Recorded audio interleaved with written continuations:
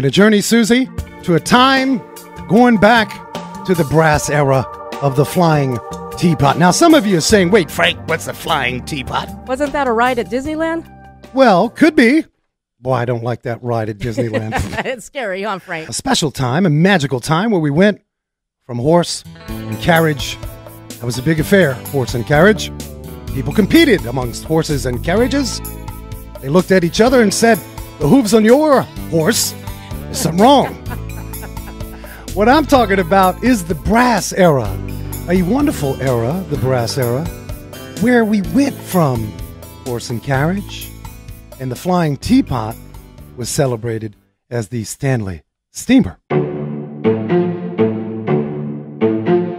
Many of you are saying to yourself, well, great, Frank, I'm going to listen to your Classic Cars show.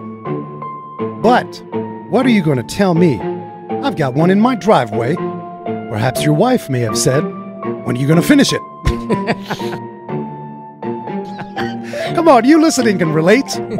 Well, I'll get to it, but first I got to fix the lawnmower.